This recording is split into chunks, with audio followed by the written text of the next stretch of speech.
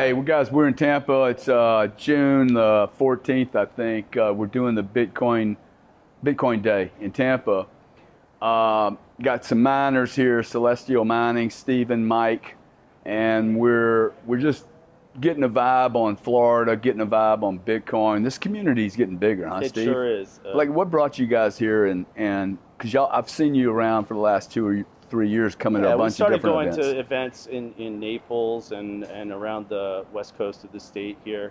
There's a really great axis of activity and Bitcoin events from Tampa down to Naples. I call this blockchain Bitcoin Alley. Yeah, we got Bitcoin Alley. Then you cross Alligator Alley, you get Miami and all those people there. There's a lot of stuff. Yeah. What's the vibe?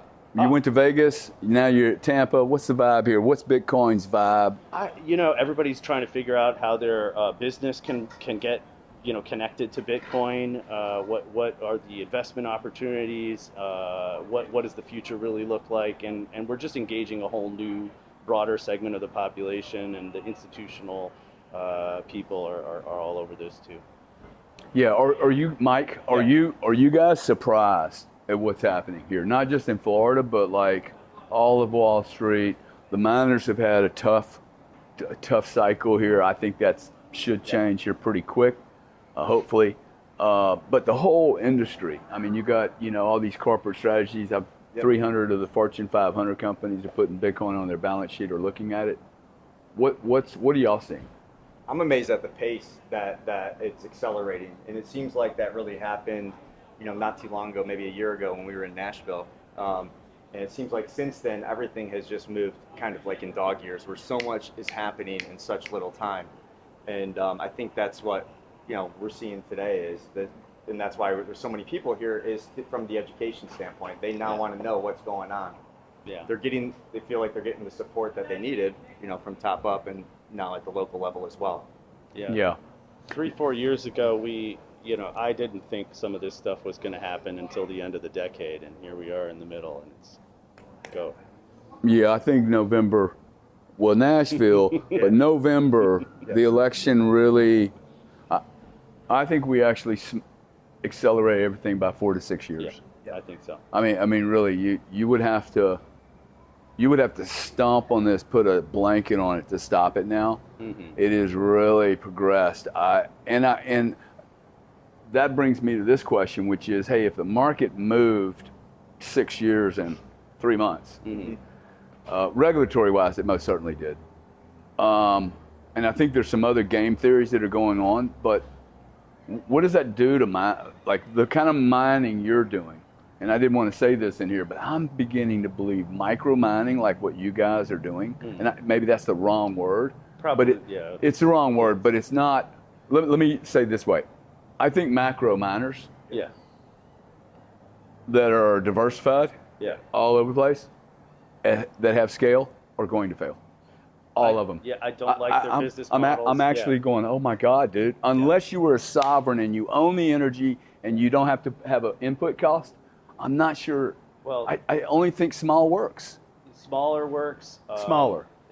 Smaller. There are advantages to scale. Mm-hmm. And, if you're sitting on a dam, a hydro dam, got it. Yeah, just to keep a sense of perspective, at 10 megawatts, you can have a full-time employee, right? But less 10 megawatts is going to make how many Bitcoin in a year? Just for the audience, because I don't think they understand electricity. 10 megawatts is going to make probably 100 Bitcoin, let's just say, something like that. Okay? $10 million. Yeah. Okay. I think we can do it cheaper than that, but cost per megawatt.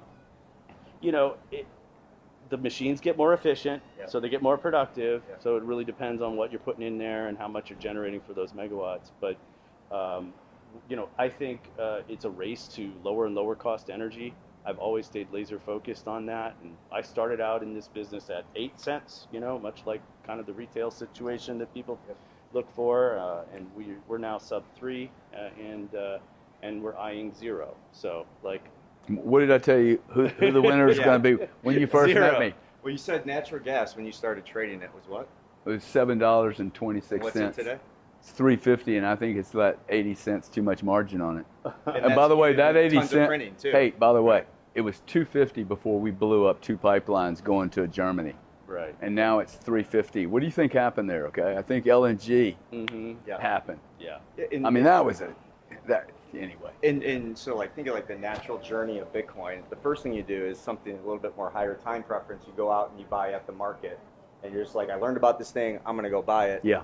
And then you start to go through this path. Well, how can I acquire it cheaper, or how can I remove volatility? Right? We hear about that all the time, the noise up and down.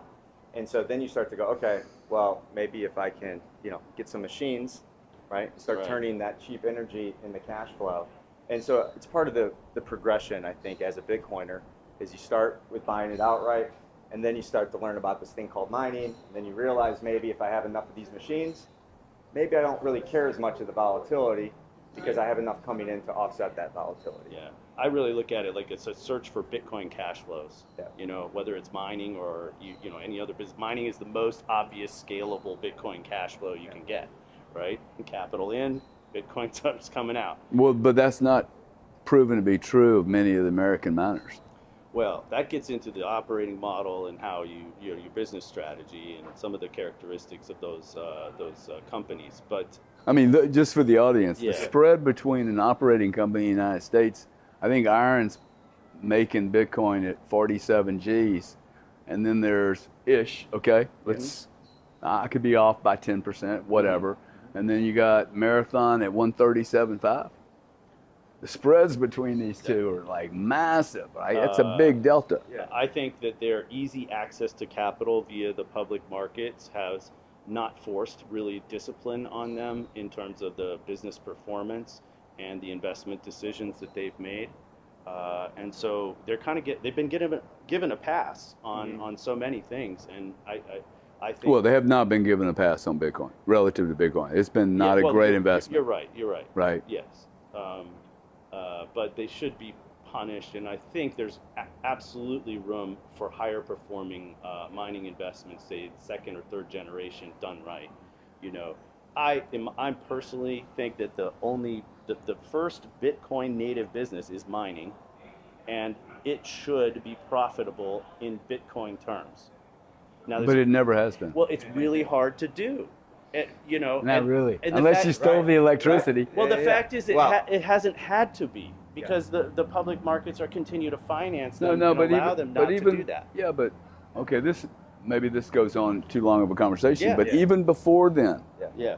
like farmers, it's a hard business, man. It is. Okay? Let's think about mining. Mining has, and think about it in farm terms. I make peas. And so I have to go buy the land. I usually borrow the money to buy the land from a bank. I then have to buy the seed. I don't even have my own seed. I have to buy the water. I have to hire some people to till the ground. I then have to make the peas. Hopefully the God doesn't destroy me in a winter where pea prices go up, but my farm didn't actually enjoy it because the yield was not there. And you have a miner trying to make Bitcoin. He owns none of this. And he doesn't even have a farmer. Yeah. Okay? He doesn't have a guy that goes milks the cows.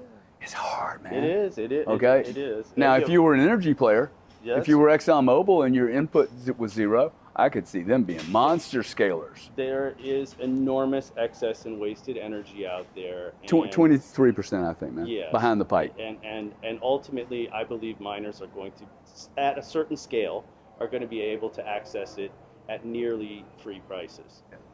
You're not going to do this at, say, turn up and I want a gigawatt of free energy. Yeah, That's not going to happen. In the middle of Texas. You're not going to get it. On the main transmission line. You're not going to get it. But at a smaller scale, but still significant, it is available, and those are going to produce the best returns of anything. Yeah. Okay. We have a Pause and regroup. what air? Just a wind problem? Just a win. Oh, no. So If you off right now? keep your back to the wind. Are we Yeah, still you're going? on, you're Okay. on. Everyone So can I say could give you whatever my they want. example. Yeah. I told my former employer, you should let me go in the traditional sense and hire machines because I have to sleep. I'm a human. I can make errors. And this machine never has to sleep. And when I'm going out and entertaining advisors in that case, my cost is always going up. You're not hedging that, right? My expense account's going up, right? Plus I could make mistakes along Yeah. the way. And so what I said was, get rid of me in the traditional sense, hire these machines with what you were paying me, and you'll be more profitable than keeping me on your team. And that's actually producing something that's a good way to look at it. Absolutely scarce, right? Versus like if I'm running around, I'm not producing anything absolutely. Even the products I was pitching aren't absolutely scarce. BlackRock, everybody has them, and the dollars we create. Yeah, but the difference though is that if I spend 3 years doing biz dev, okay, great. It's bad IRR for 3 years, and then you crush it. Mm-hmm. And you go, oh, that was really well. I mean, that's the problem with business development. Like, when's it going to pay off? Mm-hmm. Right. When it pays off, though, it pays off. Yeah, yes. And so to me, when I look at like what I'm going to do with investing in a business, I'm saying, can Mike and Steve be more profitable versus me hiring a bunch of people, regulatory, all that? And if not, I'm not going to open up another orthodontist office. Right. I'm just going to do this. Have the machines convert that electricity into cash all day long. Yes. And we can access power rates that normal people can't get access to. So. Well, how do you do that? See, that's a weird thing to me. Solving issues for people too. Like in Alabama, that was a situation. Okay, you're going to, yeah. So right before we just had a technical problem, so we reconnected. So why don't we talk about that a little bit? Who are you going to, and where do you see for your firm the problems you're trying to solve? Because you're solving real problems for everyone in the value chain. Absolutely. We buy off-peak power in some cases, so that is power that would go unsold because it's just not used, and it's available to us at far lower rates than you would see if you were demanding the same load around the clock. Right. Okay. So you're buying interruptible load.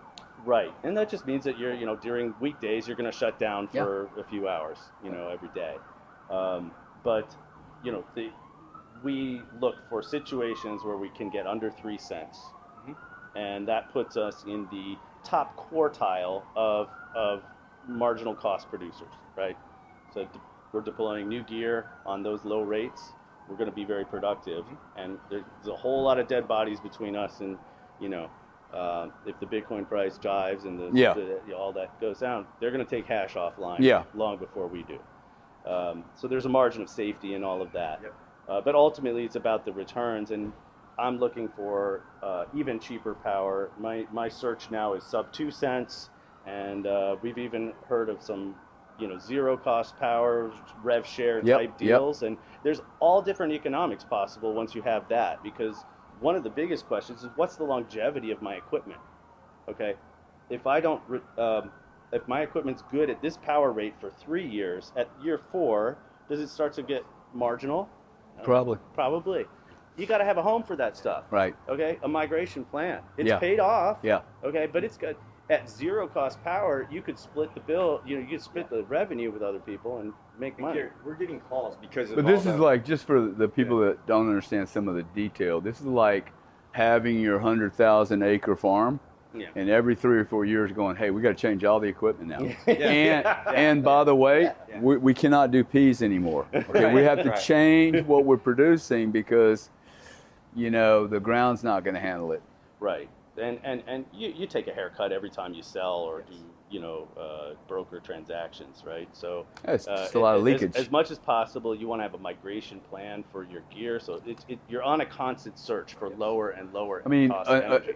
Imagine the analogy of you have a big offshore drilling rig producing 800 million cubic feet a day, and like, hey, it's falling down every 4 years, dude. Okay, we're gonna have to start over. I mean, this is. Right. This is really, you actually build a case where the equipment becomes very, very valuable. And the equipment can become very, very valuable, especially when production is constrained. And when Bitcoin kind of outruns the hash rate, all the miners start to print money, right? And then old gear starts getting hooked up, right? Stuff that's sitting in a warehouse right now that doesn't make any money today, is going to start making money. And people will pay through the nose for newer generation equipment. I know because I've done it. And that's when you can actually exit your older gear if you want. That's another, that's usually not in your model because you can't really control those moments. But if it's there, you have to take advantage of it. And the energy we're using, this is excess, this is wasted, this is stranded. right? And You're looking for we want the opportunistic energy that nobody's using, right? Yes. The residence isn't using it. The business isn't using it. See, he's putting the energy to work. Literally, it's just sitting there. It's wanting to go to the market, but it can't. Yeah, It doesn't have a pipe in to go to it. And It's then not consistent. With all the incentives and stuff that have been going on with solar and wind, we've overbuilt that in many cases. So now you have windmills sitting there, not even turning. And people are like, well, what is this? Why isn't it moving? And you're like, well, we don't have a business, we don't have a residence that can take that power.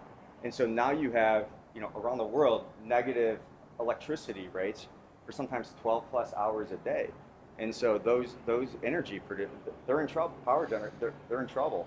And so we can go in there and help them by now making them profitable again to consume that power and keep them going. And so I think you're going to probably see more and more of that because of what's happened with these incentives and the overbuild. Well, we end with one thing, price prediction. 18 months from now, we're in June, so let's call it 2026, January? I'm not going to give an exact figure, but No, that'd be 27, right? 27, 27. 18 months. Well, you and I will be 2 years I older. do think we'll see $1 million Bitcoin before the end of the decade. And the reason is that if you look at Bitcoin on a log chart, just take the lows. Just draw a line on the lows. Forget how high it goes. Yeah. Like, that's all noise. How crazy did the bull market get? Where did it drop to? You know?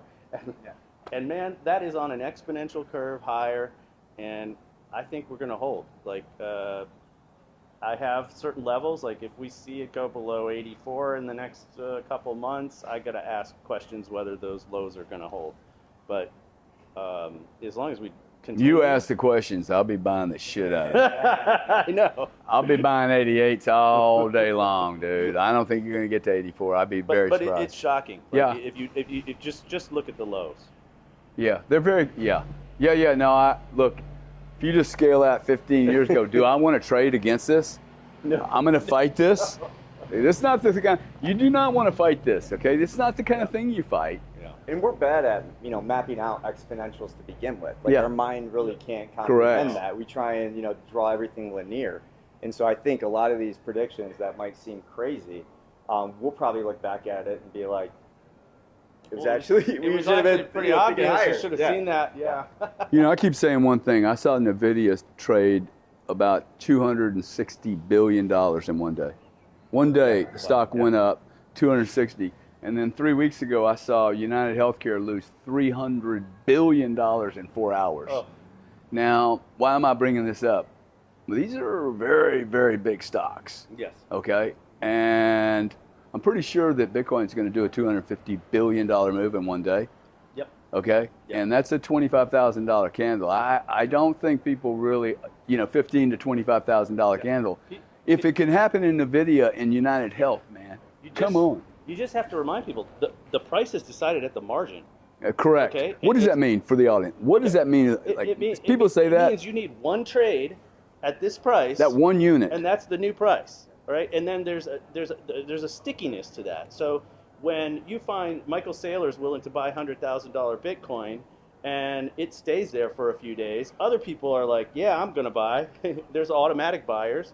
And the price gets kind of sticky. It sets a new level, and we keep doing this higher. Someone says, no, it's worth more, right? And that's why I think that the bottom tracker is like... It's a great way to look at it, That's the actually. floor. Mentally, people are starting to feel like, hey, Bitcoin's cheap. It's on the floor. I'm in. And the price goes up. Mike? Thank you, Gary. No, this is great. I would just say, y'all getting me bullish here, man. So to add to that, Steve, marginal cost to produce a Bitcoin over time that constantly goes up, right? Okay. And so there's really no other good or service where that happens. It may feel that way. Has the marginal cost to produce a Bitcoin gone up? Yes. Are you sure? Yeah. It depends on you can all of a sudden find cheaper energy individually, right? As long as they're turning out chips and newer chips and more mining units, the cost is going to increase, and that's in between the halvings when it's also programmed to increase. And there's no other good or service that we produce where your marginal cost of production is constantly going up. It may feel that way, but if we weren't getting better at what we do, right, they'd probably fire us right? Replace us or have tech do it cheaper, Yeah. right? So productivity gain should probably be somewhere between, I don't know, 4 to 7% per year. So things that we buy, shoes, etc., should be getting, about half its cost. They are. 7 to They're 10 getting years. cheaper for me. But They it are doesn't cheaper. feel that Huh? in Bitcoin They terms, are getting right? cheaper. In Bitcoin terms, right? But in paper, Yeah. fiat terms. In dollars, I mean, some goods have actually come way down in dollar terms, and it's incredible. Mm-hmm. I saw a pair of children's shoes, in particular, very complicated to I manufacture. mean, look, the cameraman's got on a $160 pair of Yeah. shoes. Yeah. Mine are 30. Yeah, So, yeah, hey, yeah. Outlet. who's cooler? Outlet. All right, guys. All Hey, right. thank you very much. Huh? Appreciate I'll it. see you at the next one. I think it's going to be really good to actually review this and go, hey, where were we wrong? Because we're most certainly going to be wrong yeah. somewhere. Yeah, for sure. Great to see you I think it went guys. well. Thank you, Gary. Yeah, All right, thank take you. care. All right.